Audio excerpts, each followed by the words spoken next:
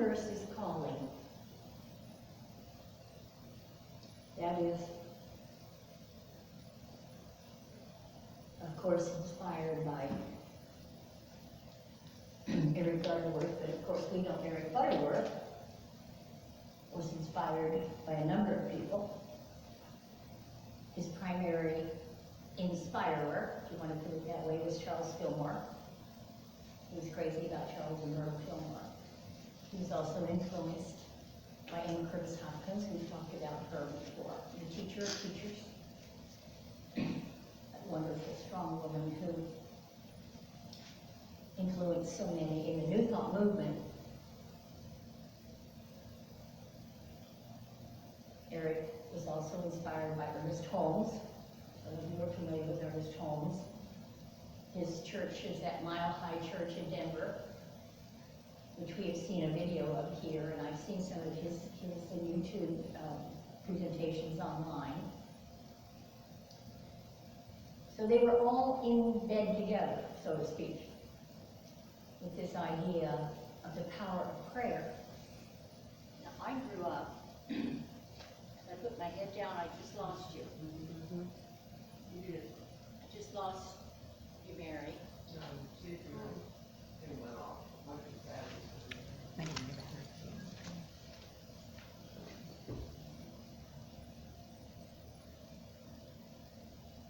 Light is flashing, which means battery's low, doesn't it? Probably, yeah.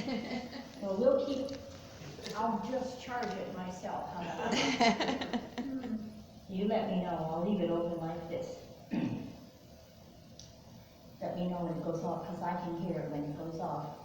Anyway, today's affirmation, which I'll explain to you just a little bit more in a few minutes as we get further into the lesson, and our time really disappears, doesn't it? Is that the prayer, and I had to read this several times to get it, and I'm still getting it, is a supermind process. Supermind was not meant to be capitalized. When I send these things to Gina, I send them to her.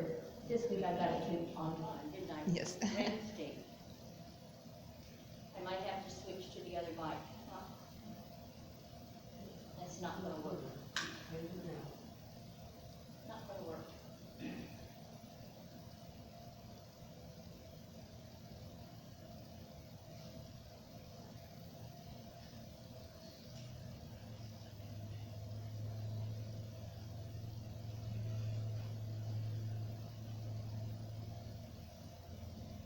I'm not crazy about this mic, but we'll make it work.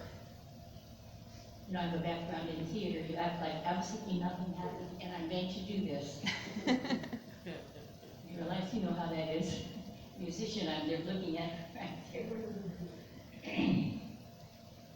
So, prayer, in the scientific way, we all have heard of science of mind. We've all heard of that reference to prayer, but I never fully understood that until I got deeply involved in it this week, which is why I may need to split my lesson into two parts, because it's so valuable, it's so important. True power is a super mind process. True prayer, is a super mind process.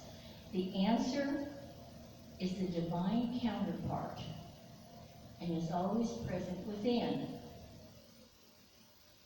So that's an affirmation from Eric Butterworth, and there are two very important points there. The first is that true prayer, scientific prayer, is actually a super process. It's a super mind. There's alchemy to it. There's chemistry to it. Have you studied that concept before, some of you? That it's a process of chemistry. Alchemy, you've heard of that word, haven't you? That's taking different metals back in the day and changing them into something new, turning them into something else. And that's the concept behind the science of prayer. We all have it. We don't have to be an Ernest Holmes for it to work in our lives. We all have that capability within ourselves. We just had an experience of that, I believe, right here just a few minutes ago. How many of you felt something changing in your body in just that short period of time? Did you? Something really felt good? Or was it just an exercise? Do you remember the old prayers, our dear Heavenly Father, who prays as I just said? That's how I grew up. Always praying to God and hoping He was listening. Does that resonate with some of you? And maybe you got lucky and maybe you didn't. And if it worked out, gosh, prayer worked. And if it didn't work out, maybe you weren't praying hard enough. Right? Try your knees. So the alchemy of prayer, the science of prayer, is that we actually, as human beings, connecting with divine energy, have the capability of making real change in our lives. This goes beyond an affirmation, and that's very much what Eric Butterworth, I just got chills, so I think maybe he's here. Eric Butterworth talked about affirmations are great. Affirmations and denials are very good things. But they're only that if you don't understand how the true alchemy works, how that change, chemically change, you are working in the universal realm. Remember last week I said, people often ask me when I teach here, what do you teach down there? This would blow their minds, wouldn't it? But it's true. It's true. Charles Fillmore knew this. And he spent, according to information on Charles, 2 to 2.5 hours a day in what he called the upper room. And he did this at the village in a room away from, they say, in the back of Fillmore Chapel. He went to the upper room, and that means he was communing with God. He saw the possibilities of Unity Village. He envisioned it. He connected. And things happened, didn't they? It's 100 years this summer that village was only a concept. Just a concept, somebody's vision. We won't go into the long story of it. I need to clear my throat, just a moment. That's good, it's better. So true prayer involves principles of science, and it is a natural function of the universe. It's a natural function. It's available to all of us. It's not just available to those who happen to have special powers.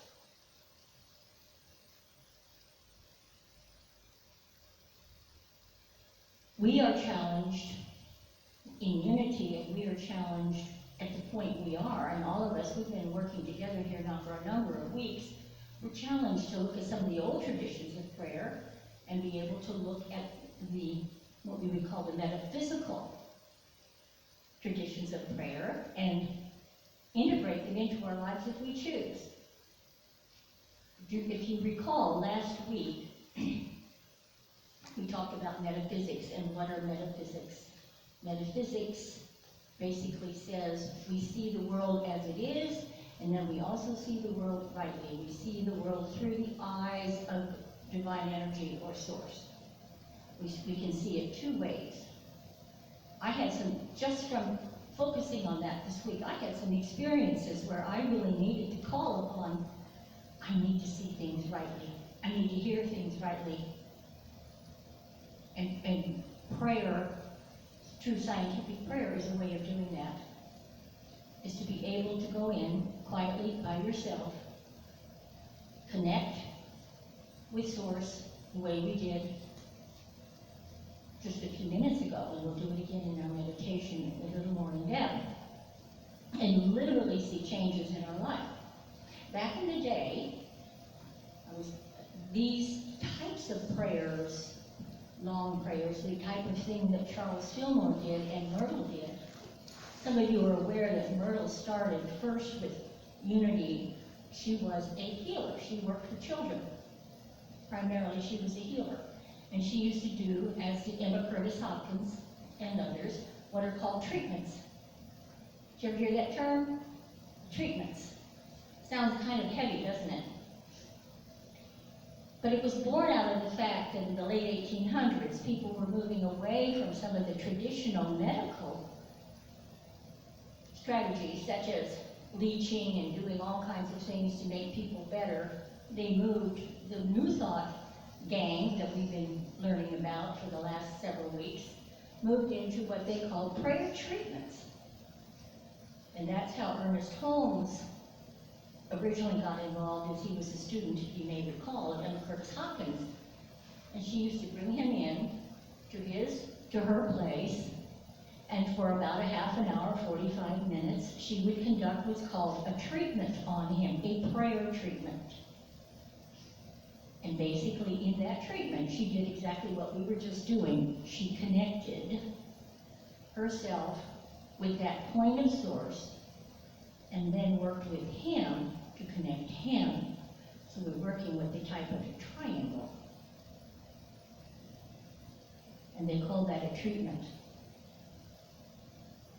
So when you sit down and you get involved deeply in prayer, like Charles Fillmore did, you're really conducting a type of scientific treatment on yourself. And you have the power to do that. That lies within each and every one of you, and in me. Eric Butterworth said, true prayer requires discipline. Wouldn't you agree? There's a lot of different kinds of prayer. When I left my house this morning, going down the driveway and heading out 179, I have a quick prayer. My prayer is a prayer of gratitude. It's not this. Does it work? Does it help? I think it does.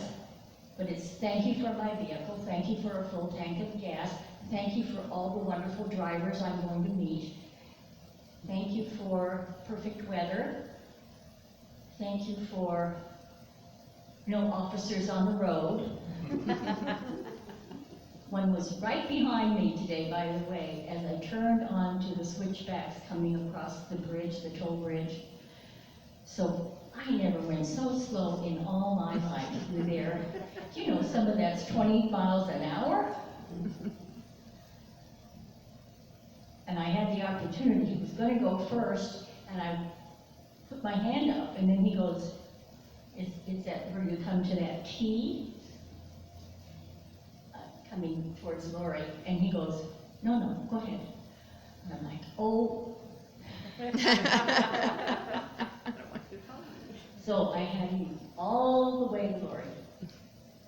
And I said, thank you, Source. Thank you, God, for this lovely officer that's on my tail with my Arizona plates. Those are prayers. Those are prayers. They work. But I'm talking about, I know all of you do all that all the time. You go through the grocery line and somebody's just particularly nice. I had a return yesterday of peaches that were all rotten. Miguel and I really had quite a discussion about my returning the peaches. They were $4.99 for Pete's sake, and I said to her, look, I brought the peaches with the bad pit. And we got all done. I said, thank you, God, for that lovely woman who turned around and gave me my money back. I pray all the time. How many of you do that? Just say, thank you for that, thank you for that. That was wonderful. I appreciate that. But I'm talking about something else. I'm talking about really wanting to make changes.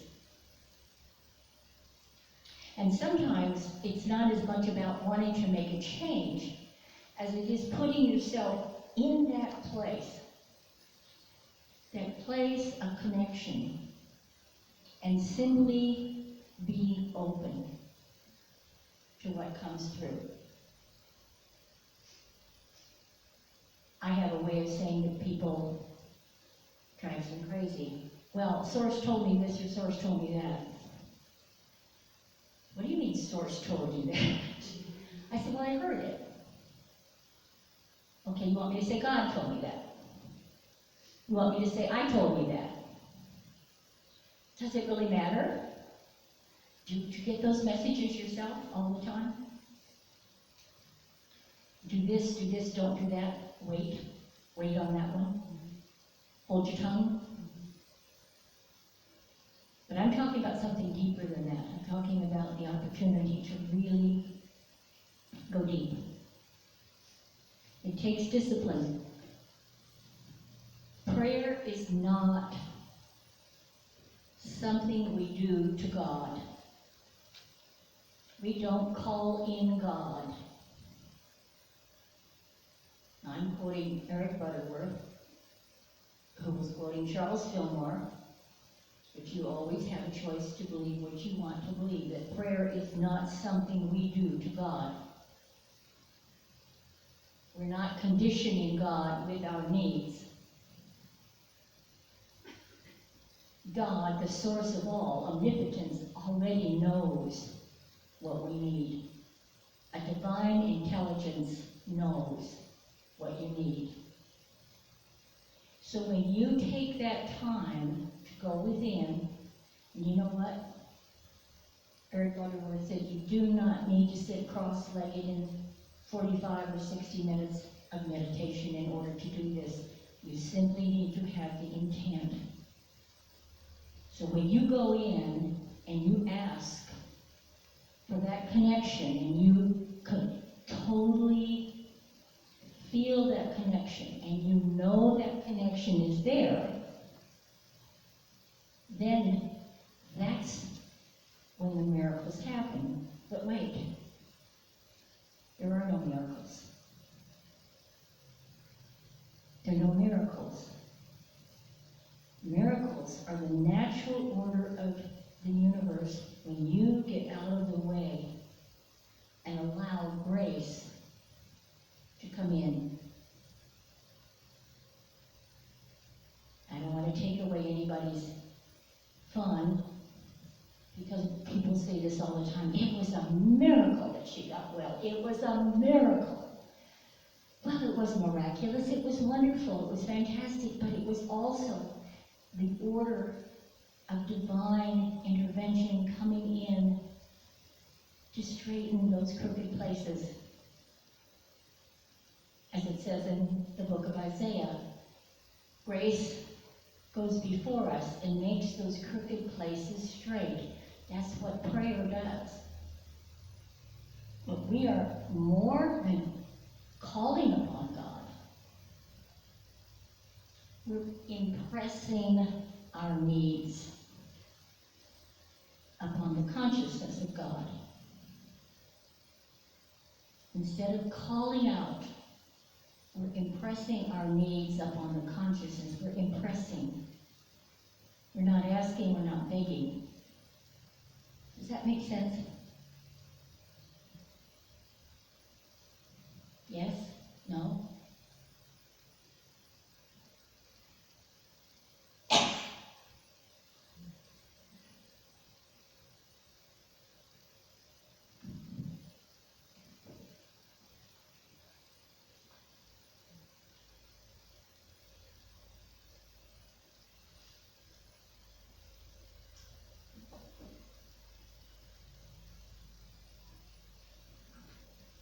So as we conclude this aspect of the power of conscious prayer,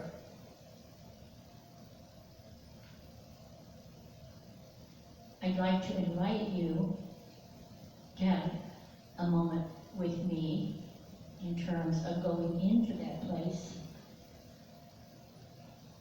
as our meditation today.